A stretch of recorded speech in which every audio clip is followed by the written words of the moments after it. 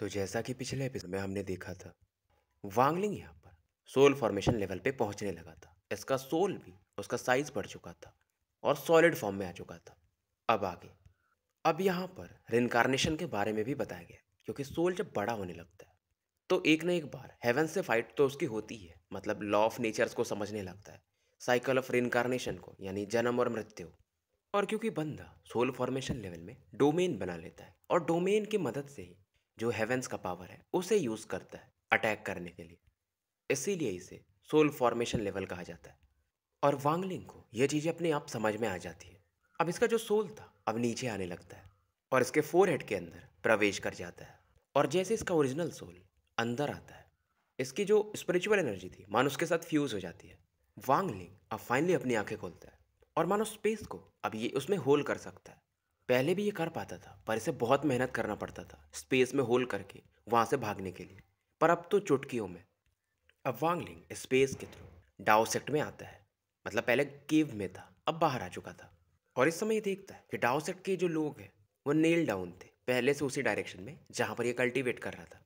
अब वांगलिंग उसकी नज़र एक मिडिल एज मैन पे पड़ती है और इन्हें देखकर यह स्माइल देता है और कहता है 40 साल तुमको लग गए फाउंडेशन एस्टेब्लिशमेंट के लेट फेज में, बहुत अच्छा। अब ये बंदा काफ़ी कंफ्यूज था। इससे भी लगता है कि शायद ये इस बंदे को जानता है, यानी वांगलिंग को, पर ये कितना भी कोशिश करता है पहचान नहीं पाता है। और ये फील करता है कि मानो उसके अंदर कुछ तो है जो कि अभी जाग रहा हो। और इस बंदे को लगता है कि शायद इस सेक्ट में ये पहले भी था। फिर इसे लगता है यार मैं ऐसे ही सोच रहा हूँ। पर तभी इस दौरान एक ओल्ड नासेंट सोल कल्टिवेटर आगे आता है, नील डाउन होता है और वांगलिंग से कहता है, सीनियर क्या आप जाओ कंट्री से हो? क्योंकि जाओ जो कंट्री थी रैंक 3 की थी, अगर यहाँ पे कोई सोल फॉर्मेशन का बंदा आ जाए तो कंट्री प्रमोट होके रैंक 4 की कंट्री बन जाएगी। इसीलिए बहुत सारे लोग एक्साइटेड थे। लेकिन एक और शर्त था कि वो जो सोल फॉर्मेशन का बंदा है मिनिमम 100 साल एटलीस्ट उस कंट्री में तो रहे। वांगलिंग समझता है और कहता है हाँ हूँ तो मैं इसी कंट्री से, पर मैं यहाँ पर 100 साल रुकूंगा नहीं, सॉरी। अब Wangling 10 ball of light 10 cultivators की तरफ उछाल देता है। उन लोगों को पहले पेन होता है, फिर उन्हें अच्छा लगता है। और उनमें से एक वो भी बंदा था जिसकी तरफ वांगलिंग ने पहले देखा था। और वांगलिंग कहता है मैं तो अभी जाने वाला हूँ, लेकिन मैंने तुम लोगों को स्पिरिट्स सीड्स दी है। जब तुम नासेंट सोल के लेट फेज में पहुंच जाओगे तो मुझे पता चल जाएगा, तो मैं तुम्हें सिखाने जरूर आऊँगा। वांगलिंग फिर से उस सफ़ेद कपड़े वाले मिडिल एज मैन की तरफ देखता है, स्माइल करता है, क्योंकि सबको जो उसने स्पिरिट सीड दिया था और इस बंदे को दिया था, इस बंदे का अलग था। उसमें पावर था अलग लेवल का जो कि इस बंदे को 3 बार बचा सकता था। ये जो स्पिरिचुअल सीड्स होते हैं ये सोल फॉर्मेशन का कल्टीवेटर ही बना सकता है हेवेंस के पावर को यूज करके। अब ये मिडिल एज मैन, इससे लगता कि यार मैंने इस बंदे को कहाँ देखा है, पर इसका सर दुखने लगता है। ऐसा लग रहा था इसका सर फट जाएगा, पर वांगलिंग अपनी ओर से इसको शांत करता है और इसे समझाता है कि जब तुम नासेंट सोल स्टेज पे पहुंच जाओगे तो तुम्हें सब चीज़ खुद ब खुद याद आ जाएगी। अभी जान के तुम्हें बस दर्द ही होगा। और वांगलिंग यहाँ से निकल जाता है। अब वांगलिंग यहाँ पर जाने से पहले अपना एक वुड कार्विंग छोड़ता है जो कि माउंटेन के साथ मिक्स हो जाता है और यहाँ की स्पिरिचुअल एनर्जी अपने आप बढ़ जाती है। और बोलता है कि जाओ कंट्री को 3 बार अगर कोई भी कंट्री अटैक करे तो बचाया जा सकता है, वो भी रैंक 3 की कंट्री। फिर भी तुम लोग सावधान रहना, क्योंकि वांगलिंग को पता था कि फोर सेक्ट अलायंस को कैसे लोगों ने ख़त्म किया था। अब इधर जाओ कंट्री को ही दिखाया जाता है और इसके जूमिंग वैली को। वांगलिंग यहाँ पे प्रकट होता है, यहीं से ये फॉरेन बैटल ग्राउंड बहुत पहले एंटर किया था। और वांगलिंग एक जगह जाता है जहाँ पर स्पेस होल क्रिएट करता है। यहीं पे वांगलिंग बहुत पहले इसकी बॉडी डिस्ट्रॉय हुई थी और यहीं से इसका जो ओल्ड बैग था उसे ये हासिल करना चाहता था, ताकि इसको स्वॉर्ड शीथ जो पहला वाला था वो मिल पाए। क्योंकि इसके पास 2 और स्वॉर्ड शीथ है और पहला वाला भी मिल जाएगा, इसे लगता था क्योंकि तीनों एक ही जैसे थे तो कुछ ना कुछ कनेक्शन होगा। और वांगलिंग उस स्पेस होल में अपने सोल से ढूंढने लगता है और फाइनली इसे बैग अंदर में मिल भी जाता है, क्योंकि ये स्पेस होल में ढूंढ रहा था। लेकिन उस बैग में स्वॉर्ड शीथ नहीं था। अब वांगलिंग स्पेस रिफ्ट में एंटर कर जाता है, क्योंकि उसने पहले वाले स्वॉर्ड शीथ को रिफाइन किया था तो उसके साथ इसका एक कनेक्शन था। अब अंदर में कोल्ड विंड को फील किया जा सकता था।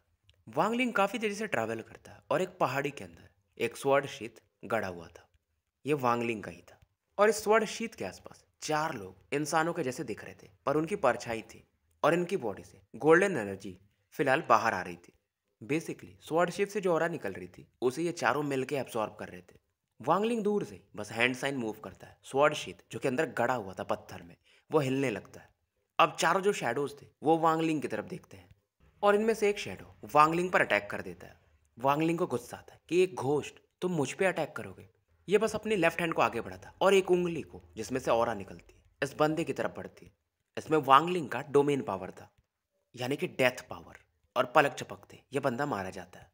जैसे ही गायब होने वाला था, वांगलिंग इसको ट्रांसफॉर्म कर लेता है डेमन के जैसा, एक स्टैचू में बदल लेता है।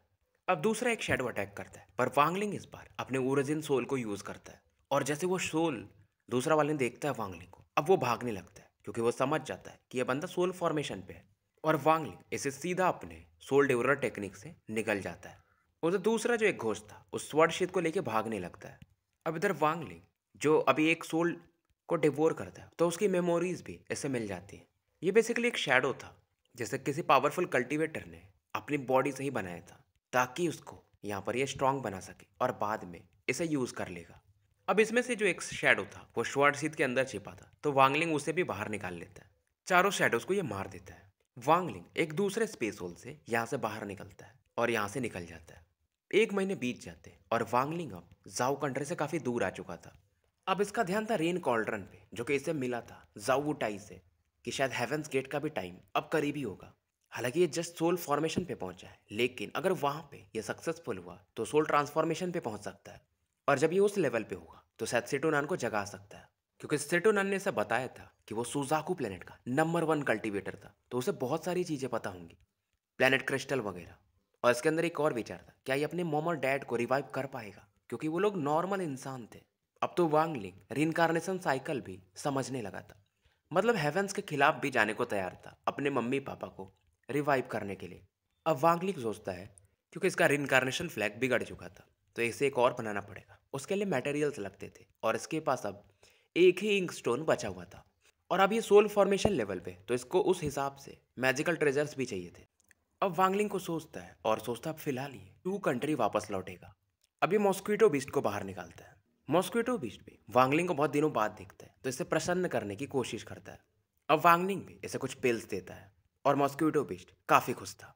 और कुछ पिल्स खिलाने के बाद ऐसे कहता है, आज के लिए बस इतना ही, कल तुम्हें फिर से मिलेगा, बस तेज उड़ते रहो। अब वांगलिंग ट्रैवल कर रहा था, तो बहुत सारे पावरफुल लोग इसे नोटिस करते हैं, पर अपने डिवाइन सेंस पीछे खींच लेते थे, क्योंकि बंदा काफी पावरफुल था।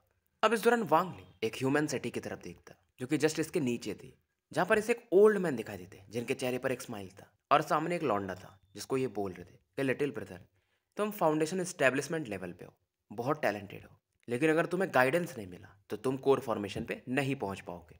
अब वो लड़का भी इनसे कहता है, रास्ते से हटो। अब इस दौरान ओल्ड मैन की नज़र आसमान में पड़ती है, यानी वांगलिंग जहाँ पे था अभी, और ये कहते हैं इस नीचे वाले बंदे से कि उस बंदे को देख रहे हो, जब वो मुझसे मिला था तो वो नासेंट सोल पे था, मेरे वजह से ही वो सोल फॉर्मेशन पे पहुंचा है। तुम चाहते हो कि मैं उसे नीचे बुलाऊं, कि तुम्हें पता चले कि वो मेरा ही शिष्य है। पर ये नीचे वाला बंदा बोलता है हटो भाई, और ओल्ड मैन को ऐसा साइड करके ये जाने लगता है। ओल्ड मैन को निराशा होती कि यार ये तो मेरे जाल में फंसा ही नहीं। अब ये ओल्ड मैन बहुत सारे सेक्ट के टोकन्स निकालता है। वांगलिंग इधर स्लो हो चुका था और इन चीज़ों को देखकर ये हंस रहा था। और ये अब एक वुड कार्विंग निकालता है, जो कि इसी ओल्ड मैन का था, और इसने इसमें पासिंग ऑफ टाइम डोमेन को यूज़ किया था। इसमें अपने गोल्डन ब्लड को भी मिलाता है। इसमें वांगलिंग ने 30 से ज़्यादा ब्लड वेन्स को भी खोल दिया था। और ओल्ड मैन से मुलाकात का फिर जिक्र भी नहीं है, शायद इन्हें इन्होंने यानी वांगलिंग ने एक आधी कार्विंग दिया होगा। और वांगलिंग यहाँ से निकल जाता है। इस दौरान 1 महीने और बीत चुके थे, और फाइनली वांगलिंग अब सी ऑफ डेविल्स के करीब था। और वांगलिंग इस समय एंशिएंट गॉड की तरफ जाना चाहता था, जहां पर इसने वो एंशिएंट गॉड टैक्टिक वगैरह हासिल किया था। और अब तो उस जगह ये बाई वेल एंटर कर सकता था, क्योंकि इसके पास वो टेक्निक थी एंशिएंट गॉड से मिली हुई। और वांगलिंग जानता था अंदर में वो जो बंदा है टासेन, लाल बालों वाला, वो इसे तब तक नहीं जान पाएगा जब तक ये फर्स्ट ट्रायल में एंटर नहीं करेगा। और अगर वो देख भी लिया तो वांगलिंग निकल जाएगा, क्योंकि अब ये हाई लेवल पे है।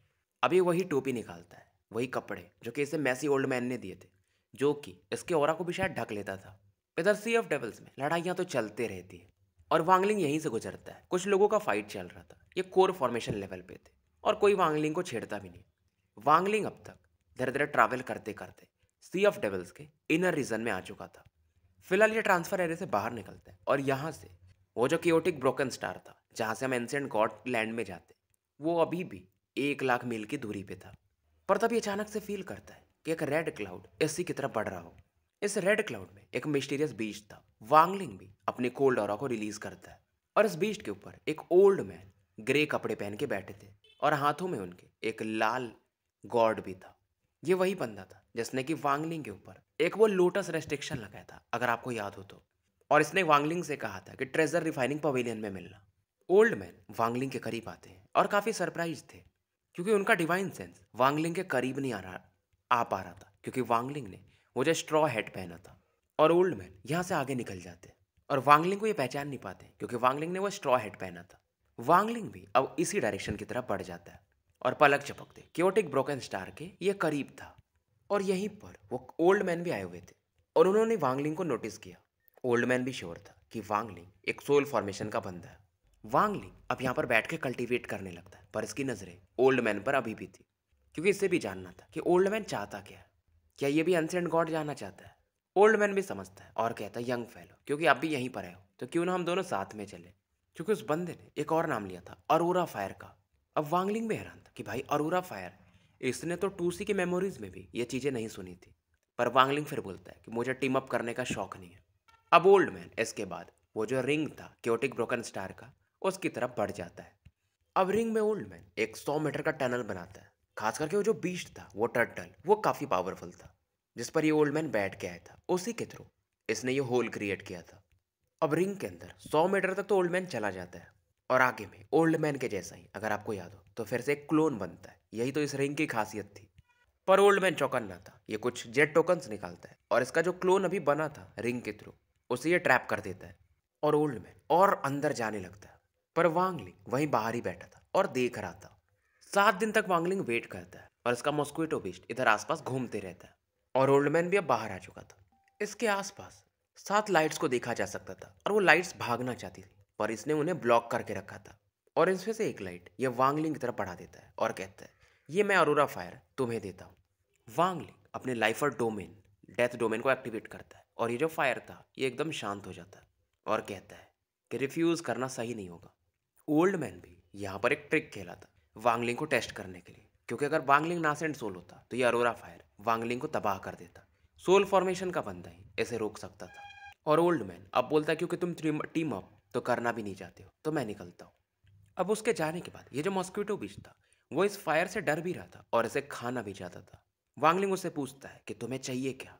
मॉस्क्विटो थोड़ा स्ट्रगल करता है, पर हाँ में सर हिलाता है, पर डर भी रहा था।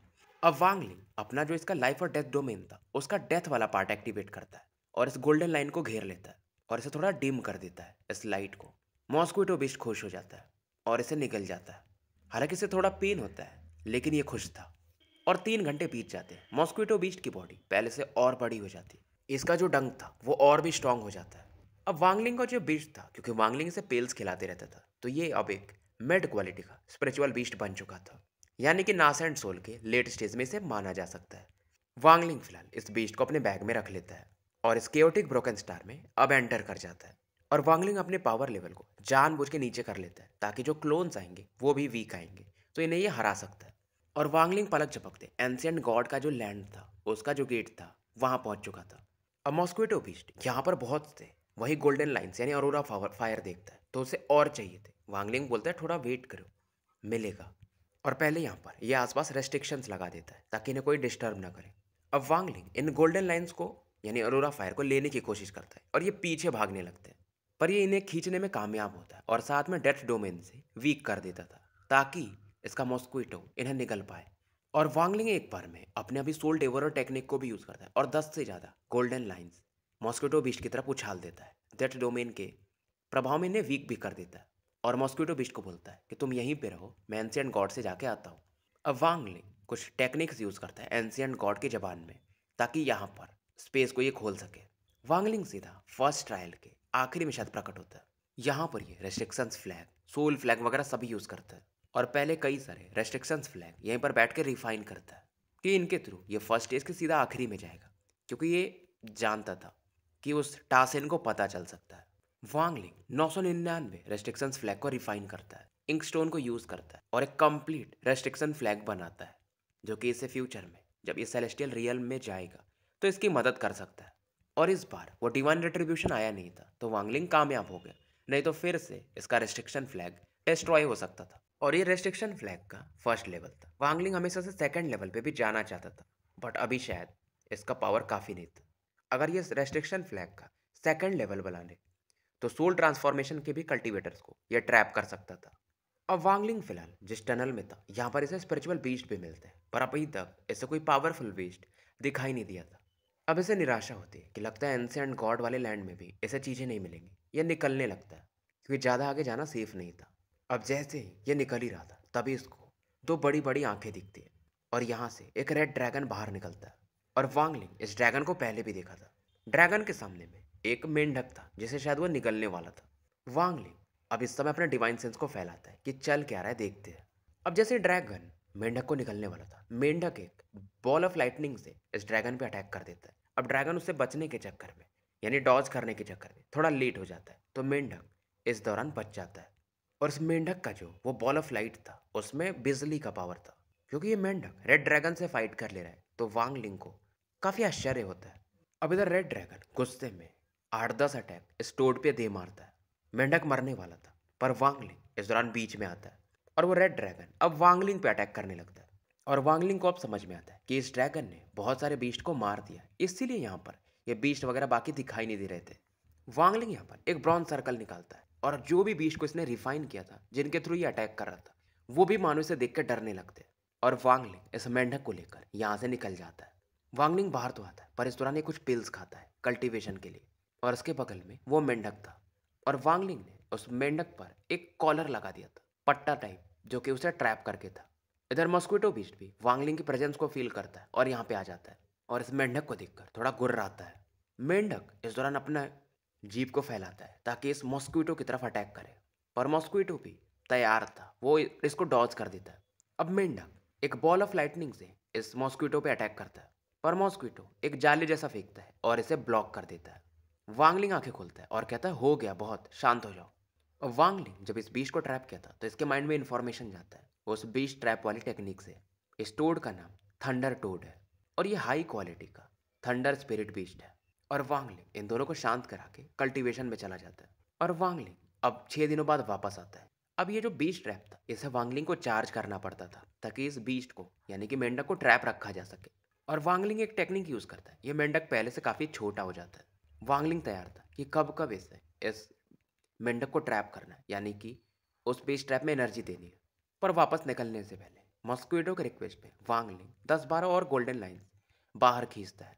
पर जब ये बाहर निकलने वाला था, तो इसे एक अलग ही लेवल का सन के समान गोल्डन लाइंस दिखती है, जो कि नॉर्मल गोल्डन लाइन से 100 गुना ज़्यादा ही मोटी होंगी। वांगलिंग भी एक डिस्ट्रक्टिव पावर इसके अंदर से फील करता है और ये अपने ओरिजिन सोल को अपनी बॉडी में खींच लेता है पहले। और वांगलिंग अब यहाँ से भागने लगता है, रेस्ट्रिक्शंस फ्लैग लगाता है ताकि ये लोग यहाँ से निकल सके। और अब ये उस रिंग में प्रवेश कर जाता है, पर वो जो गोल्डन लाइन था इस बार वाला, जो कि सन के समान था, इन रेस्ट्रिक्शंस फ्लैग को भी तोड़ देता है और उस रिंग की तरफ ये सन लाइन बढ़ने लगता है। बात ऐसी थी क्योंकि वांगलिंग ने बहुत सारे गोल्डन लाइंस को निकाल लिया था, तो जहां उसका सोर्स होगा वो ट्रिगर्ड हो गया था, इसलिए वो वांगलिंग पे अटैक कर रहा था। इसलिए वो जो ओल्ड मैन आया था, वो ज़्यादा अरोरा फायर लेके नहीं गया था। अब क्योंकि रिंग ऑफ फायर में था, तो वो चीज़ भी वापस लौट जाता है। बाहर आने के बाद वांगलिंग फिर से वो जो रेन कॉल्ड्रन था इसके पास, उसे बाहर निकालता है क्योंकि इसी के थ्रू ये रेन सेलेस्टियल रियल में जा सकता है। अब वांगलिंग यहाँ के बाद हाउफेन कंट्री की तरफ निकल जाता है। वहाँ जाकर ये फॉरेन बैटल ग्राउंड में एंटर करेगा और बहुत सारे वॉन्डरिंग सोल्स को इकट्ठा करेगा ताकि कुछ डेविल्स बना सके। सेलेस्टियल रियल्म जाने से पहले ये पूरी तैयारी करना चाहता था। अब बात ऐसी थी कि वांगलिंग वहाँ तो पहुँच जाता है, लेकिन फॉरेन बैटल ग्राउंड 500 सालों में एक बार खुलता है। पर वांगलिंग के पास एक और टेक्निक था, क्योंकि ये एक सोल डिवोरर है, तो ट्रांसफॉर्मेशन को ये रिवर्स करता है और फॉर्मेशन के साथ मर्ज होने लगता है और वांगलिंग यहाँ से गायब हो जाता है। और इस दौरान कुछ साल बीत जाते हैं। अब यहाँ पर एक ट्रांसफर है जो कि रैंक 3 की कंट्री में था, साउथ डायरेक्शन में। वहाँ पर बहुत सारे कल्टीवेटर्स इकट्ठा हो चुके थे। ये लोग किसी मैसेंजर का वेट कर रहे थे जो कि रैंक 4 की कंट्री का होगा, ताकि इस फॉरेन बैटल ग्राउंड के टनल को खोल सके। और ये बंदा था सुन वेन करके, जो कि रैंक 4 कंट्री गोंगसुन का था, और ये यहाँ पर मैसेंजर था। हालांकि इसका पावर लेवल नास एंड सोल के लेट फेज में था और सुन वेन मुझे सुना हुआ लग रहा है। और आज ये फॉरेन बैटल ग्राउंड का वो जो टनल था उसे खोल रहा था ताकि लोग जा सके। बट ये नर्वस था क्योंकि ये पहली बार इस चीज़ को कर रहा था, लेकिन लोग इसकी तारीफ कर रहे थे तो ये अंदर से खुश भी था। तो स्टोरी यहीं समाप्त करते हैं और मिलते हैं फिर कल एक नए वीडियो के साथ।